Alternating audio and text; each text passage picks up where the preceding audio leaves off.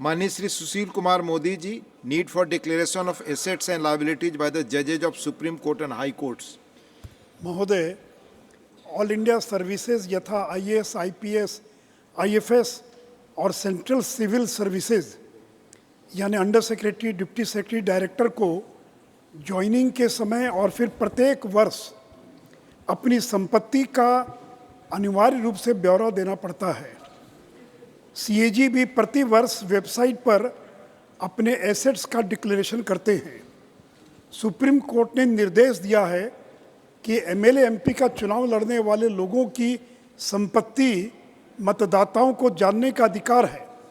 तो जब कोई एमपी एमएलए चुनाव के लिए खड़ा होता है तो उसको अपनी संपत्ति का एफिडेविट फाइल करना पड़ता है और एमपी बनने के बाद 90 दिनों के भीतर और फिर प्रत्येक वर्ष 30 जून तक सभी एमपीज़ को संपत्ति का ब्यौरा देना होता है। यहाँ तक कि सेंट्रल कैबिनेट यानी प्रधानमंत्री तक सभी मंत्री प्रति वर्ष अपनी संपत्ति का ब्यौरा देते हैं, परंतु सुप्रीम कोर्ट और हाई कोर्ट के जजेस के लिए ऐसी कोई व्यवस्था नहीं है। सभापति महोदय, अगर मंत्री, एमपी, मंत्री, आईएएस के समान जजेस के लिए भी एसेट डिक्लेरेशन की व्यवस्था होनी चाहिए। इसके लिए भारत सरकार को वर्तमान कानून में संशोधन करे या नया कानून बनाए या कॉलेजियम इसके लिए मैकेनिज्म विकसित करे।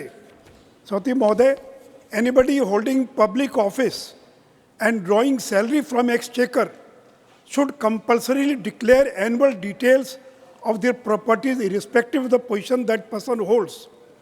जिस प्रकार एमएलए एमपी की संपत्ति जानने का वोटर को अधिकार है, उसी प्रकार litigant has a right to know the assets of judges। This will repose the confidence and trust of the litigating public in the judicial system। If the minister who decides about awarding a tender has to disclose his assets, why not the judge who decides if the minister's decision is right or wrong? Both are public authorities discharging public function। सभापति महोदय, मैं सदन को भी बताना चाहूँगा कि supreme court के फुल बेंच ने 7 मई 1997 को ये निर्णय लिया कि सभी जजेज अपनी प्रॉपर्टी का मैंडेटरी डिक्लेरेशन करेंगे, लेकिन बाद में उसको सुप्रीम कोर्ट के फुल बेंच ने इसको वॉलंटरी कर दिया। और आज ही सुबह मैं सुप्रीम कोर्ट की वेबसाइट पर गया, 2018 के बाद उसको अपडेट नहीं किया गया क्योंकि वॉलंटरी है और केवल 55 जजेस की संपत्ति का ब्यौरा वेबसाइट पर उपलब्ध है। सुप्रीम कोर्ट की वेबसाइट पर आप जाकर देख सकते हैं और केवल 5 हाई कोर्ट की वेबसाइट पर सूचना है और वो भी कुछ ही जजेस की है। और इसलिए मैं सरकार से आग्रह करता हूँ कि इसकी